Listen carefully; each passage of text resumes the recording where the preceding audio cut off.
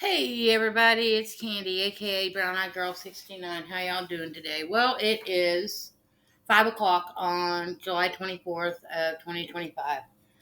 I just got home probably about 20 minutes ago from work. After work, I had to buy a few things. I needed a little bit of food in the house. Spent $27. Don't feel like I got anything. I got a gallon of milk, a watermelon, some cherries. What else did I get? Oh yeah, I got some cocktail weenies. I got some barbecue sauce. Another small can of coffee, and I think that was it. $27. Oh, and a bag of salad. I got a bag of salad, and that was it. $27 for those items. But our cherries was on sale. That's the only reason why I got cherries. But I only got a pound, so they were like $2.69 a pound. Last couple of weeks they were like $8 and $9 a pound. So, well, I have a list here of things that I want to talk about, but I probably won't talk about them all in one video because that's just a lot of information. But the main thing I want to talk about is the holdup in supplies and the tariffs. And also, because I work in a grocery store, I'm going to tell you right now that the shelves are getting low and they're not being restocked. Um, our managers of our different departments have been told that they're only allowed to order so many cases per week, like bakery. Bakery, they used to be able to order 60 something boxes a week. Now they're cut. She can't order anything more than 36 boxes. And we get a truck 3 times a week: Monday, Wednesdays, and Fridays. And she can only order 12 cases per truck. So she can only get 36 cases a week. And it used to be, I think, 72 cases a week is what she used to be able to order. Not anymore. Our candy that we usually have up at the front, it's slowly dwindling down. And Danny, he's a cashier. He's the guy that orders all the candy. He's been told that he can't order any more candy. We're all out of Geek Bars. We're all out of Raz Vapes. And no more are coming in. Our tobacco supply is slowly dwindling as well.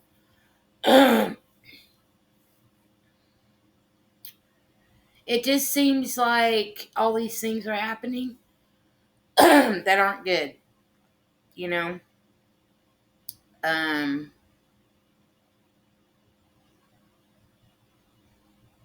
I slowly see it. I slowly see how they're trying to dwindle everything down. And I normally don't shop Walmart, but I had to go into Walmart a couple days ago because I wanted to get my granddaughter's cute little outfit for their birthday. So I went into Walmart, and their shelves are not empty at all. It looked like Walmart had plenty of supplies. Whereas on the other side of town, just a couple miles down the road, Cash Savers hardly has any supplies on shelves, except for what we get on our trucks. When I left Monday afternoon, there were hardly any toilet paper or any paper towels on the shelf. But today, I guess they got a truck. They got a truck last night. So, of course, we had guys during the day out there putting stuff up on the shelves. And our toilet paper and paper towel aisle, it looks better than it did when I left Monday, but it's still empty in comparison to what it used to be. Come August 3rd, I've been with this company for 2 years. Um, I'm in the midst of looking for another job simply because they don't give me enough hours in my job. I only get 30 hours a week, and I've been begging for 35 for the last 2 years. I finally got to the point where I'm tired of begging. I'm tired of asking because I know it's not going to change. Nothing's going to change. So I'm in the process of looking for another job. I did actually apply at this one place called Security Finance. It's like a signature loan kind of place. And years ago, I worked at a payday loan company called Check and Go. So I thought, well, I'll apply at Security Finance. You know, it's not much different than Check and Go. Everything was cool. I applied. Um, I put my application in last Friday night. And I heard back from her on Wednesday. And it was yesterday. I think it was yesterday. Or maybe it was Tuesday. Anyways, she went through the whole job description with me. And she asked me questions about what's your driving record like. Because sometimes you have to drive your vehicle to go pick up things at the bank or whatever. So I told her I have a perfect driving record. She said also because of the fact that they do taxes there, that I would have to be up to date with the IRS, or if I did owe the IRS money, I needed to be able to show them proof of some payment plan. I basically told her I don't have I have a good driving record. I haven't had a speeding ticket, any kind of ticket, any kind of run-in with the law in a long time.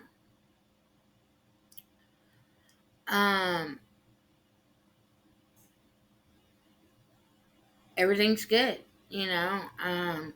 Then she asked me one last question. She asked me, well, we have to make 100 to 200 phone calls a day. And those phone calls are a mixture of marketing calls, collection calls, as well as reminder calls for people to come in to make their payment on their loans. I told her, I kind of was quiet and then I kind of chuckled.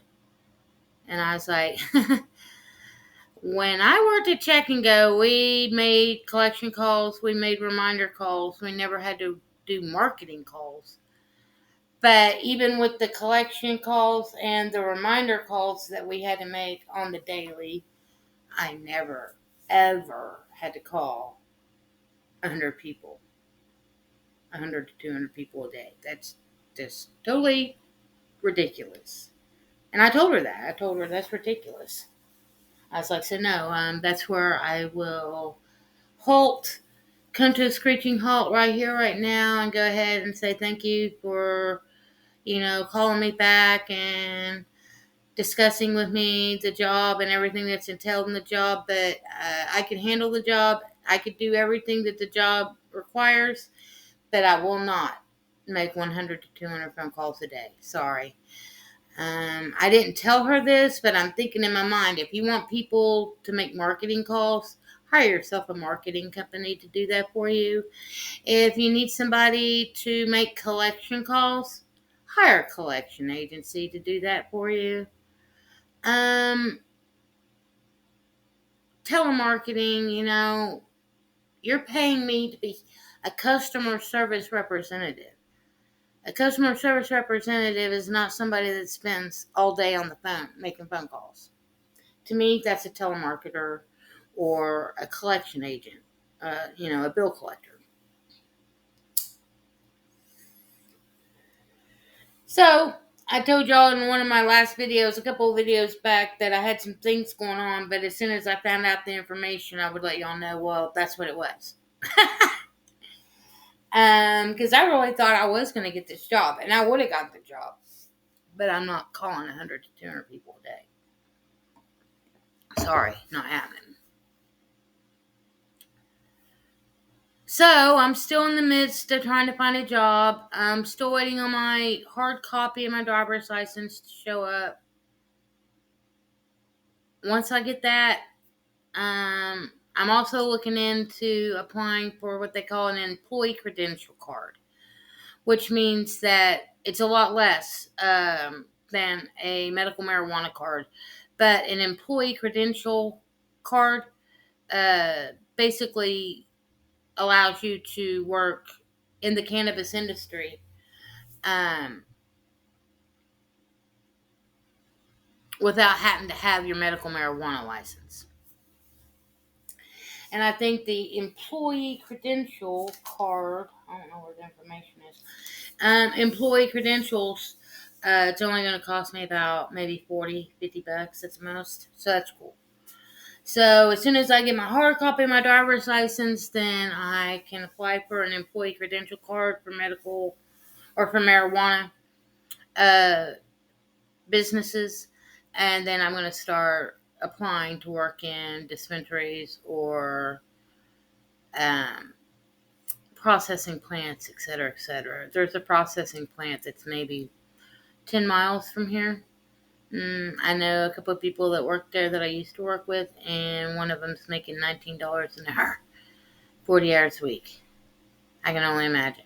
If I could get a job where I was making $19 an hour, 40 hours a week, I would never have no more financial issues.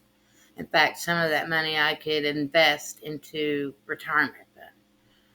Um, but then again, with the way things are going on in this world, who knows how long cash is even going to be available.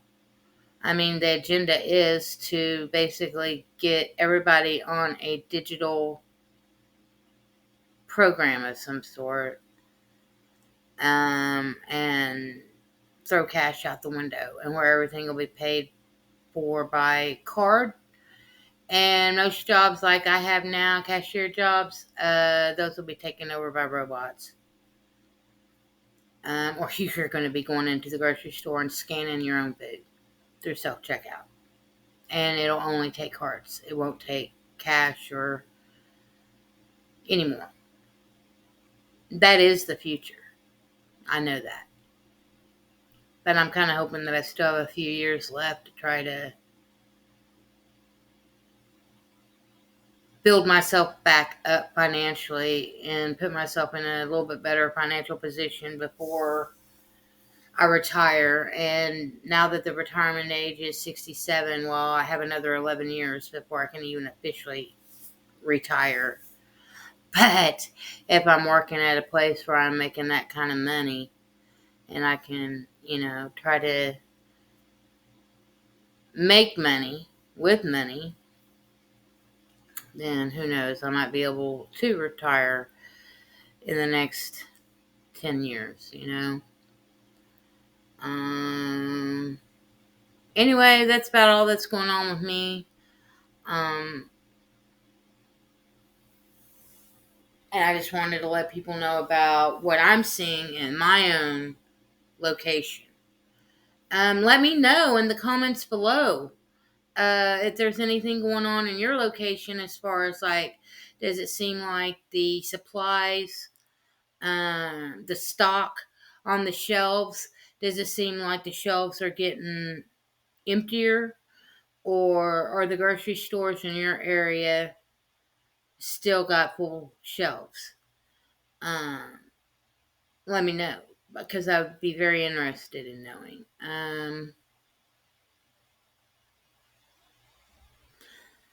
Because they are trying to change things, and it's going to take some time to do it. But everybody talks about Agenda 2030. I heard some more news on Agenda 2050. By 2050, they want everybody in a smart city. That means by the time my oldest granddaughter is 30 years old,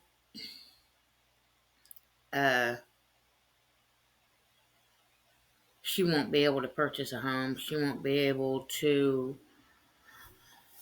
come and go as she pleases, travel the country, any of that. They want it all like 1984. And if you don't worship and bow down to the dictator that they put before you, then they'll cut you off of your social credit. If you don't get vaccinated every year, you won't be able to purchase, buy or sell. You won't be able to buy or sell. Me personally, I would just starve to death. I would end up starving to death basically because I'm not gonna, I'm not gonna put anything in my body for anything or anyone, you know. And if they tell me that I have to do this in order to buy or sell, I'll be like, nope, sorry, ain't happening. You aren't going to force me to put some chemicals in my body that's going to make me sick or kill me.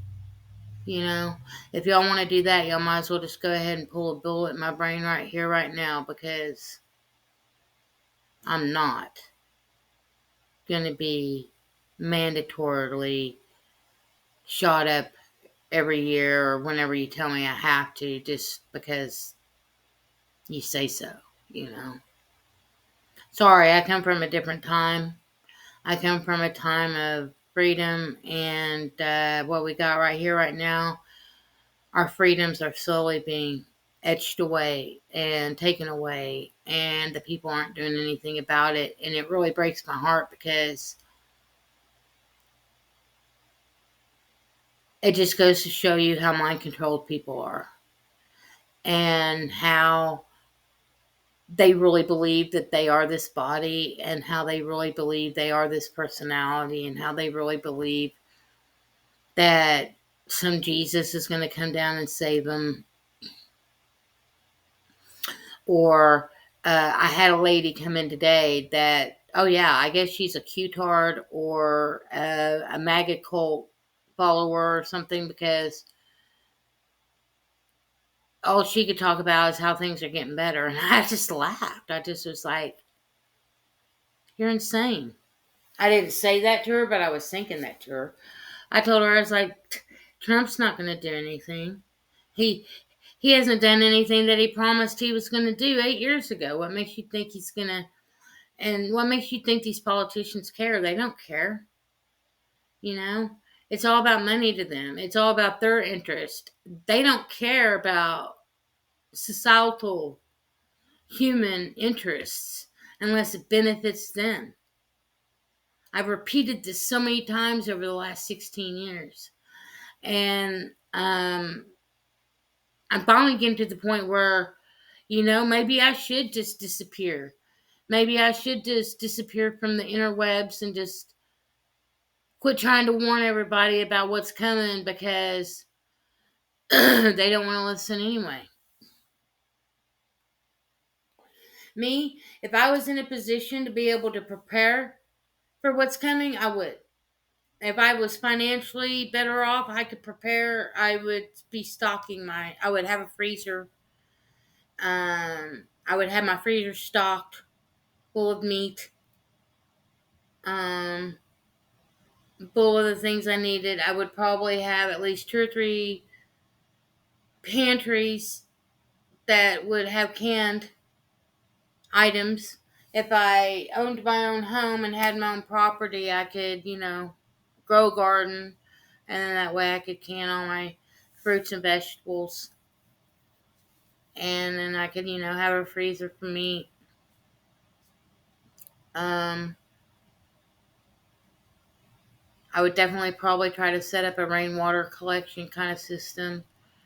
I definitely would try to have a generator.